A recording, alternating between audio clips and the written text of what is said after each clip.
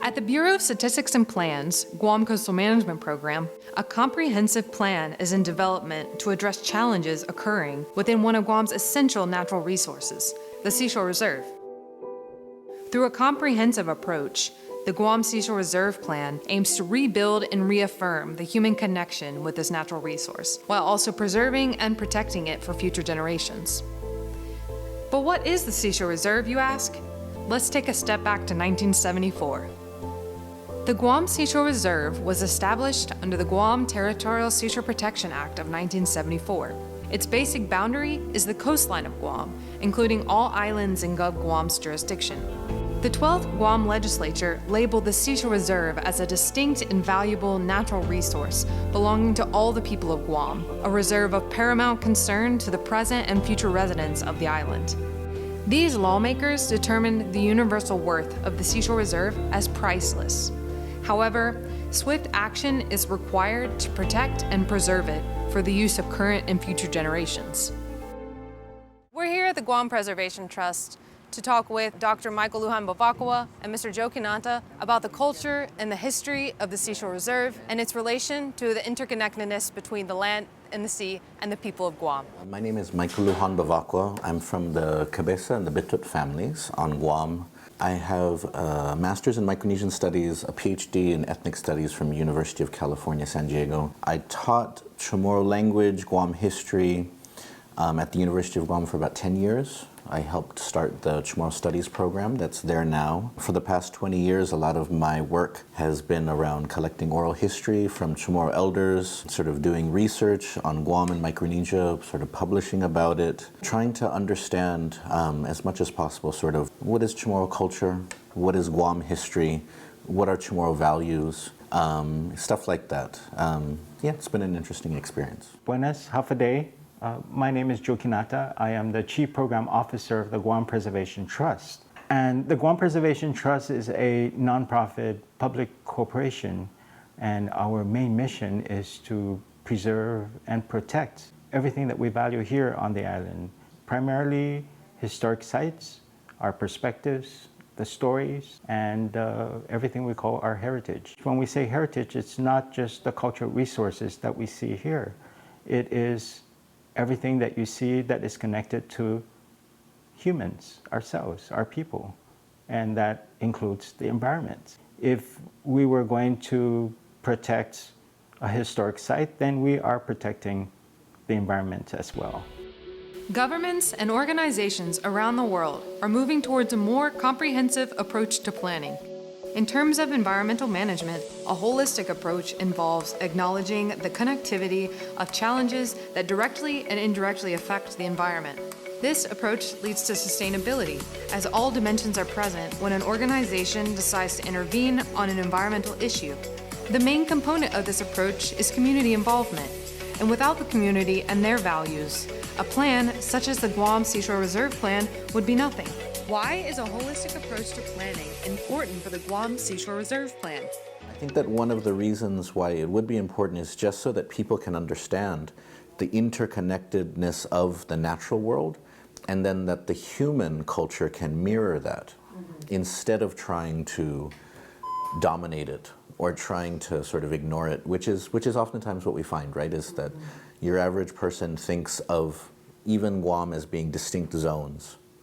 So yeah, like your average person doesn't understand why erosion might be an issue because they can't understand sort of the connections between sort of the hillside, the soil, the roads, the by the side of the road, and then sort of they can't imagine that those are necessarily connected.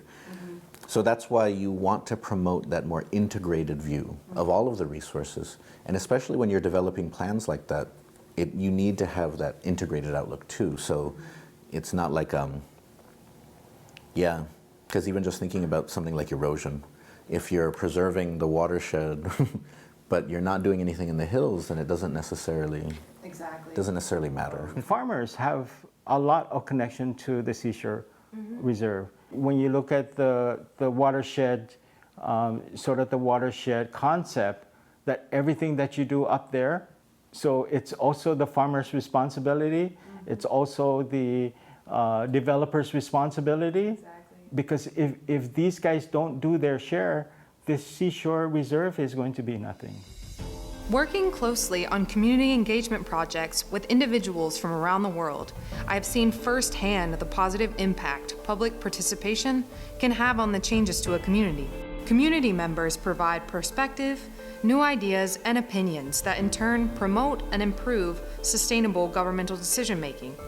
Can you discuss more about how and why the human component is vital to the Guam Seashore Reserve Plan? When an organization plans, whether it's their strategic plan, whether it's a plan, a development plan, whether it's a seashore reserve plan, the most important component is the human component, the community. In order for the plan to work, there has to be some sense of ownership.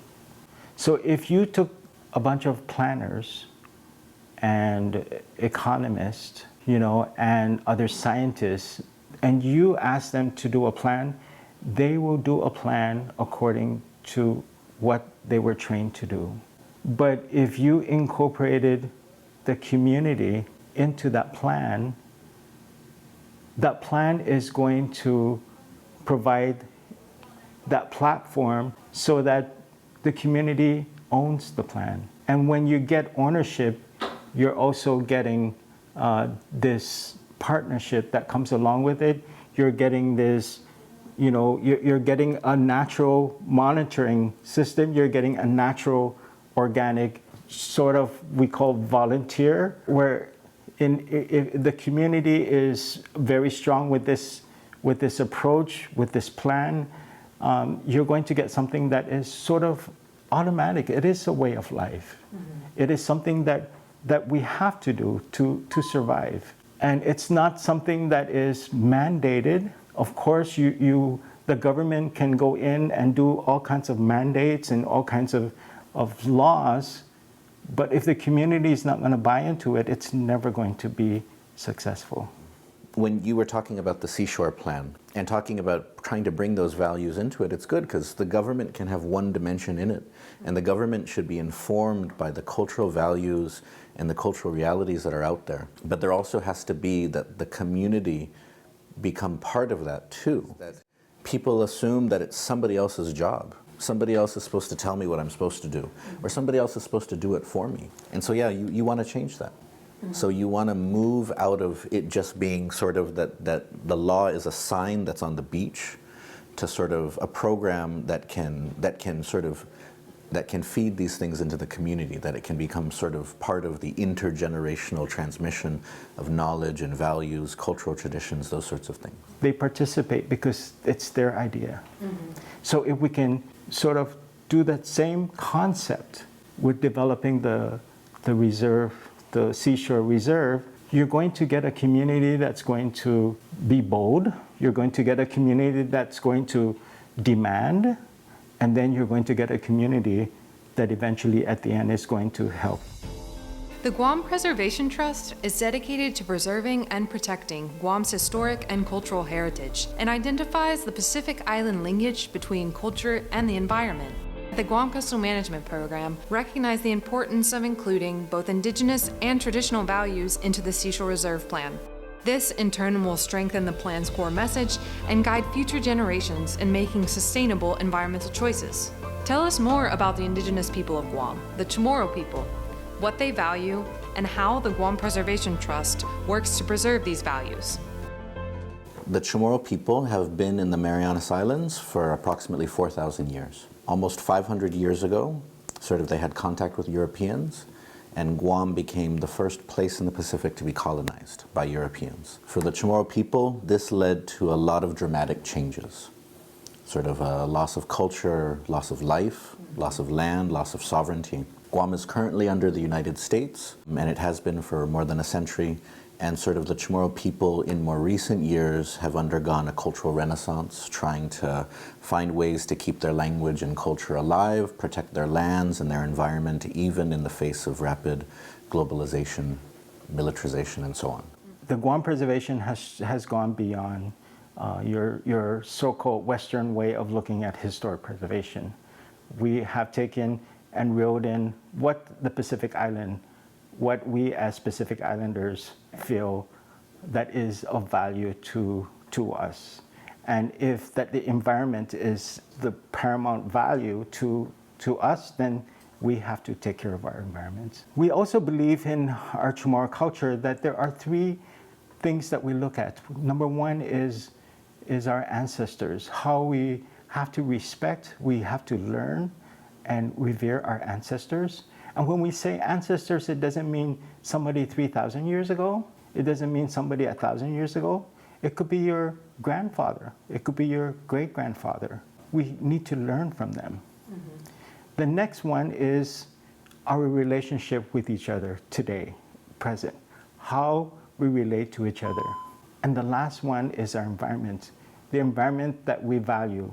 If we are able to take care of all three, then we will be in a really good place. I wanted to learn more about the Indigenous Chamorro values, such as an Efumaulik, their adaptation to Guam's multicultural society today, and why they are important to include in the Guam Seashore Reserve Plan. They need to adapt. It's essential that they adapt. And that it's also essential that they adapt in ways where what is valuable about the value can continue to persist. In terms of an Efumaulik, if we think about it with the ocean, some people feel that having this Efumaulik relationship with the ocean means that we don't fish. But that's not really a strong connection to the ocean. If you sort of put the ocean sort of off on the side, and because one of the things about fishing, right, or those types of traditions, is that it's people who are in the resource. They represent knowledge gained from the resource. There's also other sorts of elements of community sustainability, community knowledge, identity. Like, you actually want people to be connected to the resource and understand it. You don't want them to just sort of respect it from a distance. Mm-hmm. And so that's why we should never think that in Efumaulik is perfect harmony. Sometimes people will use it like everyone gets along and there's nothing wrong, right? But no, in Efumaulik means sort of gain, like we reciprocate, so that the ocean gives, but we also take. Mm-hmm. But you never take too much. You never take more than you should. It has to be part of the balance. Mm-hmm. That we take some now, it's good, but we give later, right? And so if you think about it in that sense, you can actually develop a relationship to the ocean which goes beyond just I use it, I use it, I use it, but it's actually that I use it, but I also give back. And if you do that, then it becomes easier to get people involved in cleaning it up, mm-hmm. or sort of participating in programs around protecting it. Mm-hmm. If you establish that it's not just there and we protect it at a distance, but it's part of us, it's part of this relationship here. So I would encourage that type of mentality. And it is hard, because Guam is super, that people are largely disconnected from these things. But I mean, you have to start that process, though, of reconnecting us to these things. Why should the Chamorro experience and traditional Pacific Island values be at the center of the Guam Seashore Reserve planning process, even though Guam is a multicultural society? It's always good to center sort of the Chamorro experience. Mm-hmm. That doesn't mean you erase other experiences, but that part of loving Guam just means then that sort of, and it doesn't mean that in Efumaulik, for example, erases others, but you can always say, for example, that in Chamorro culture, there's this value of an Efumaulik. You can name it in Palauan, you can name it in Yapese, but it's important, though. So when you said that all cultures have those types of values, it's true, but in some cultures they're de-emphasized, mm-hmm. because every culture believes in respect in some way. Every culture believes in sustaining things, self-sacrifice and so on, but they are de-emphasized in certain ways, right? Mm-hmm. And so one of the reasons why you want to push forth sort of the Chamorro or even other Micronesian sort of cultural values is because they're the ones that are more tied to the experience, mm-hmm. here, more tied to the resources here, exactly. more tied to this type of lifestyle. And they're the ones that will push you towards more sustainability, sort of a better sense of community. In a previous interview with Dr. Bevacqua, we briefly discussed a poem written by Chamorro poet Craig Santos Perez called Praise Song of Oceania. This poem, although written in English, has profound significance to the Guam Seashore Reserve Plan and is about the comprehensive nature and culture of the ocean.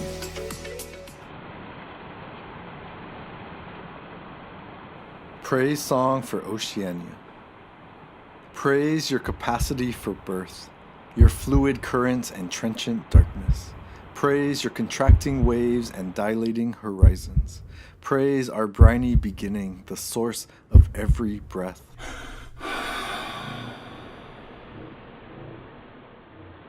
Praise your capacity for renewal, your rise into clouds and descent into rain. Praise your underground aquifers, rivers and lakes, glaciers and watersheds. Praise your capacity to endure the violence of those who claim dominion over you, who map you empty ocean to pillage, who divide you into latitudes and longitudes, who scar your middle passages.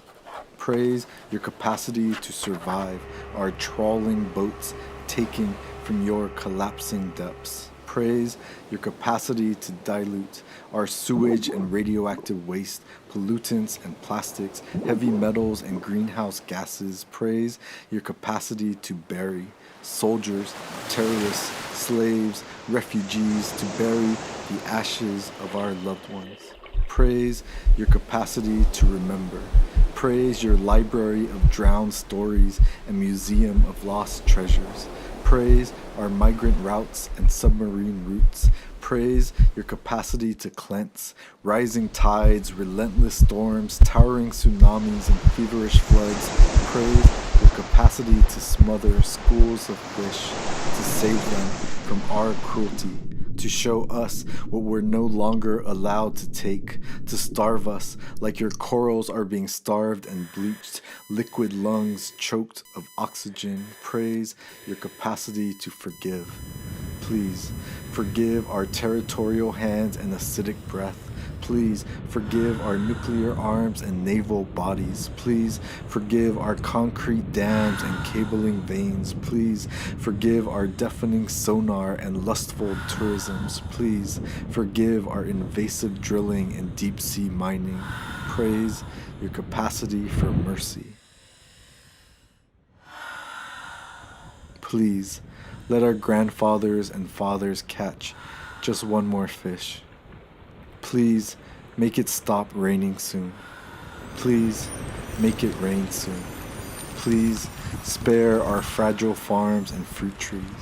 Please spare our low-lying islands and atolls.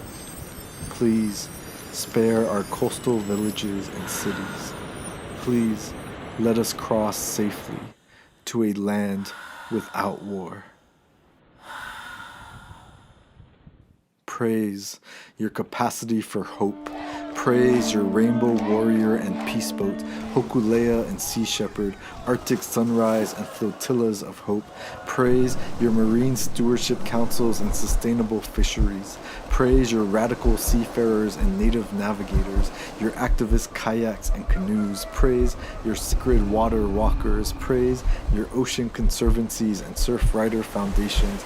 Praise your aquanaut and hydrolabs. Praise your whale hunting and shark finning bands. Praise your sanctuaries and no-take zones. Praise your pharmacopoeia of new antibiotics. Praise your wave and tidal energy. Praise your hashtag ocean optimism and hashtag hope spots.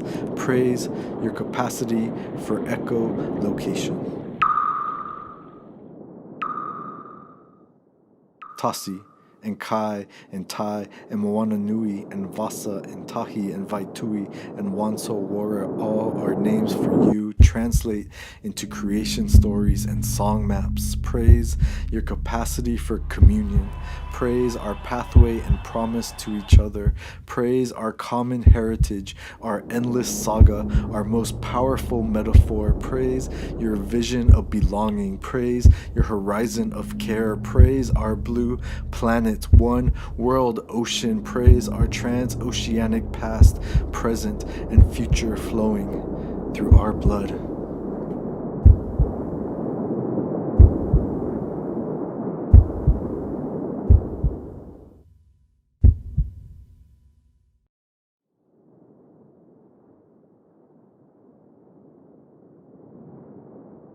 It does explain a lot of history. It reminded me of the elders that taught me about Hinamlum Tasi. Hinamlum Tasi is translated Hinamlum, meaning sort of like a dusk. Tasi is, of course, the sea, the ocean. Hinamlum Tasi is at this point where the sun sets, and as it go down to the horizon, there's this flash of light. And some people would see it, some people can't see it. But this flash of light, the fishermen believe that everything ceases before this flash of light.